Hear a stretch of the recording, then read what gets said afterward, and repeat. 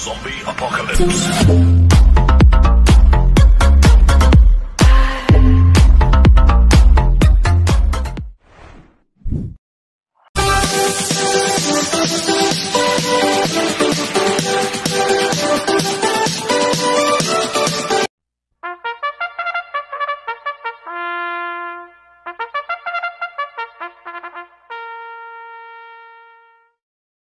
Magandang araw po mga bayang karerista.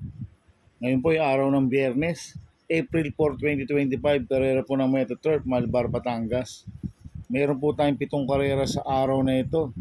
Nandito naman po yung lingkod, Drunken Master Wangbu aka Eloa Tubudoy para magbigay ng giya at analysis sa inyo mga bayang karerista. Mga bayang karerista, start po ng karera natin ay 5 PM. At bago po ako magsimula magbigay ng giya at analysis, huwag pong kalimutan subscribe, like and share YouTube channel ko po. At syempre huwag din po kalimutan i-click in notification bell ko para updated po kayo sa mga bagong video ko. Kaya mag-start na po ako sa pagbibigay ng giya at analysis. Race 1, winner take all covers races 1 to 7. May 14 na kabayong tatakbo.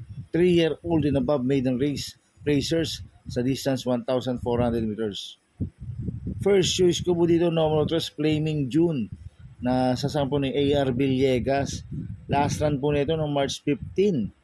Tarsero kila Parade King, nagtala ng 1.28.4 sa 1,400 meters.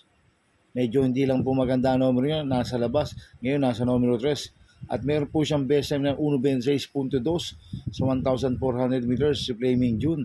Kaya malaki po panalo sa akin ito, kaya siya po first choice ko. Second choice ko po, numero 5, District 1, na sasampo ni Pabs Caballeo. Last run po nito noong March 15. Segundo kay Parade King, nagtala po ng 1.28 sa 1.4. Tingin ko kinulang lang po last run to si District 1.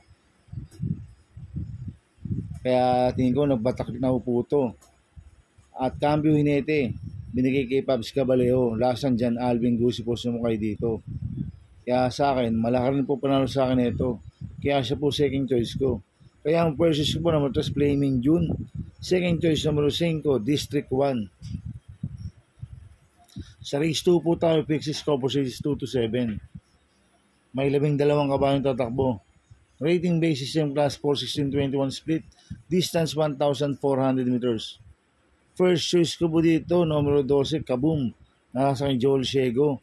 Ito, bagong baba po ng rating base system to, si Kaboom.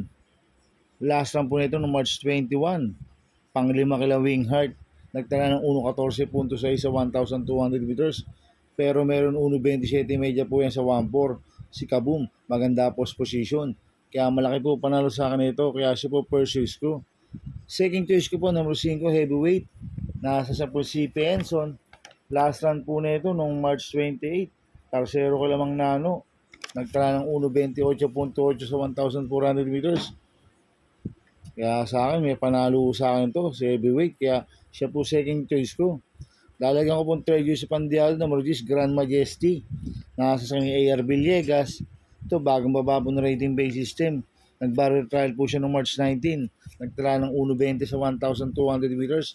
Pero meron 1.27 po yan sa 1.4, si Grand Majesty. Kaya siya po third choice ko na Pandiado. Kaya ang first choice ko po, numero 12, Kaboom. Second choice, numero 5, Heavyweight. Third choice na Pandiado, numero 10, Grand Majesty. Sa race 3 po tayo, pick 5, cover race 3 to 7. May 10 kabayong tatakbo. Rating base in class 5, 6 to 10 split. Distance 1,400 meters. First choice ko po dito, numero 9, Great Angie. Nasa sa yung Apoy Asuncion. Ito, bagong baba po ng rating base system to, si Great Angie. Last run po nito nung March 26. Ang-anim po siya kala Wildcat. Nagtala po siya ng 1.6 sa 1,200 meters. Pero meron 1.28 media po yan sa 1.4. At cambio nito, binigay kay Apoy Asuncion. Last run, sumakay po dito si RC Baldonido. Kaya malaki po panalo sa akin ito. Kaya siya po first choice ko. Second choice ko po, number 10, Kipitaki. Nasa sa JB Hernandez. Ito, bagong baba rin po ng rating base system, si Kipitaki. At nag-barrel trial po siya noong March 26. Ang apat po siya kada Buntay Shore. Nagtala ng 1.17 sa 1,200 meters. Kaya may panalo po sa akin to, kaya siya po second choice ko. Maglalagay po ako ng third choice sa pandiado numero 4, Essential Lady. Nasa sa amin Tanya Nabarosa. Ito, bagong baba rin po ng rating base system to, si Essential Lady. At meron pong 1.31 medya sa 1.4 yan. Kaya siya po third choice ko na pandiado. Kaya ang first choice po numero 9, Great Angie. Second choice numero 10, Skippy Taki. Third choice sa pandiado numero 4, Essential Lady. Sa race 4 po tayo. Big 4 cover sa race 4 to 7. May 7 kabayong tatakbo. Rating based in class 5, 6, 10 split. Distance 1,200 meters.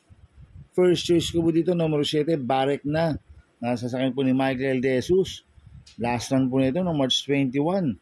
Pang-apat kila Happy Julian, nagtala ng 1.31 medyo sa 1.4. Cambio unit binigay kay Michael De Jesus. Lasan, NIU Junior lang po sumakay dito. At meron pong 1.15 medya po yan sa 1,200 meters. Barek na. Ito, bigyan lang po ng importansya ng connection. Malaki po panalo sa akin ito, kaya siya po first choice ko.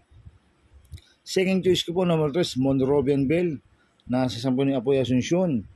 Last run po nito no March 16. Segundo kay Moment Like This. Nagtala po ng 1.30 sa 1,400 meters.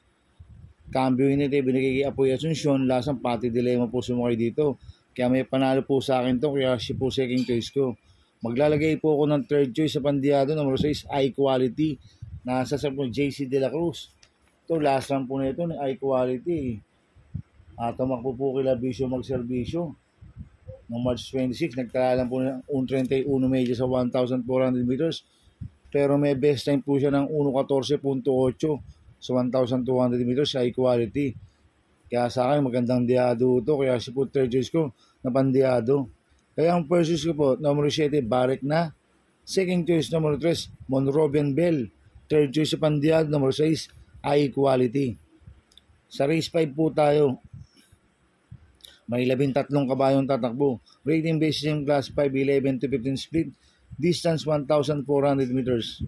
First choice ko po dito, numero 2, King Hans. Nasa sampo ni O.P. Cortez. Bagong baba po na rating basis system to, si King Hans. Nag-barrier trial po siya ng March 26. Segundo kay Buntay Shore. Nagtala po siya ng 1.17 sa 1,200 meters. Kaya malaki po panalo sa akin ito. Kaya siya po first choice ko. Second choice ko po, numero 11, Make a Difference. Nasa sa akin dyan, Alvin Guse. Last run po nito ng March 19. Segundo kay Victorious Angel. Nagtala ng 1.29 medya sa 1,400 meters. Pero meron 1.28 medya po yan sa 1.4. Si Make a Difference. Kaya malaki rin po panalo sa akin ito. Kaya siya po second choice ko. Maglalagay po ako ng third choice sa pandiado, numero 8, Sis Royal. Nasa ni John Paul Guse. Ito, bagong baba po na rating base system to, si Sis Royal. Kaya sa akin, magandang diado ito. Kaya siya po third choice ko na pandiado. Kaya ang first choice ko po, numero 2, King Hans. Second choice, numero 11, Make a Difference. Third choice sa pandiado, numero 8, Sis Royal. Sa race 6 po tayo sa penultimate race. May 14 na kabayong tatakbo. Rating based in class 5 racers. Distance 1,400 meters. First choice ko po dito, number 9, Mount Amandiwing. Nasa sampung Jomer Torque. Nanalo po last run niya noong March 15.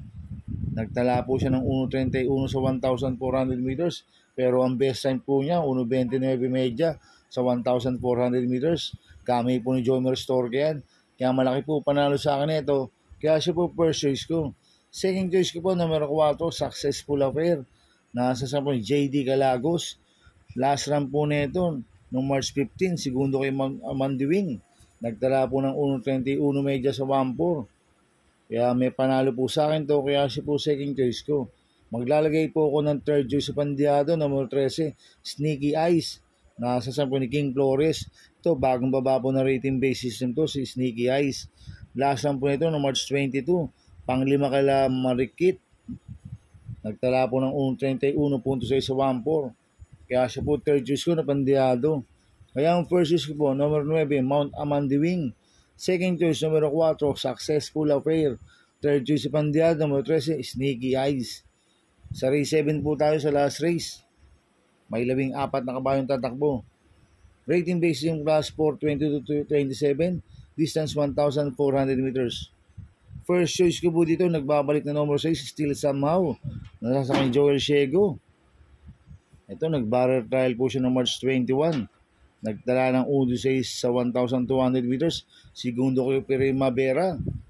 Itong si Still Somehow, mabibigat po ang nilalaban sa Triple Crown nito at nanalo po siya. Ang kalaban po niya, sila Worshipful Master, Bea Bell at Batang Manda. Kaya sa akin, malaki po panalo sa akin nito. Kaya siya po first choice ko. Second choice ko po, numero 7, Feel the Burn. Nasa sa akin, A.G. Guerra. Nanalo po lasa niya noong March 15. Tinalo niya si Warchip. Nagtala po ng 1.26.6 sa 1,400 meters. Kahit cambio nila, binigay po kay A.G. Guerra. Ang nagpanalo po lasa niya, Pati Dilema. Kaya malaki rin po panalo sa akin ito. Kaya siya po second choice ko. Maglalagay po ako ng third choice sa pandiado, numero 14, Frosty Raven. Nasa sa akin, O.P. Cortez. Itong si Frosty Raven, bigyan lang po ng importansya ng connection to. Magandang diado to at pinasakay na po kay O.P. Cortez. Lasan, JDU ko lang po sumakay dito. Kaya siya po third choice ko na pandiado. Kaya ang first choice ko, numero 6, Still Somehow. Second choice, numero 7, Feel the Burn. Third choice sa pandiado, numero 14, Frosty Raven. Good luck and happy racing mga bayang karolista. Inuulit ko, ito gabay ko lang at analysis ko. Pero pagdating sa tayan, kayo pa din masusunod. Sana iswertin tayo at magsitama. Kaya good luck po sa ating lahat mga bayang karolista. Mga bayang karolista, shoutout muna ako. Happy racing po sa mga taga-Abana OTV. Coming from Stag Voltage, RB Ride 2. Happy racing po sa inyo. At happy racing po kay Boss Manuel Chua. Kay Boss Manny Caprice, happy racing. Sana iswerte nito at magsitama. At happy racing po kay Ninong Rigor Costada. At happy racing po sa mga taga Bargadan Ho TV. Kila Parang Paxi Villar, kila Abin Prinal, kila Chairman Boy Samson, happy racing po. At happy racing po, racing rin po sa mga taga Double Rock at sa mga taga Pingping Boys, happy racing rin po. Kaya sana iswerte nito at magsitama. Kaya mga bayang karolista, please subscribe my YouTube channel at Tubutoy 2.0 at sana lagi niyo pong panoorin yung ads ko, huwag niyo pong skip. Kaya maraming salamat po sa inyo and God bless.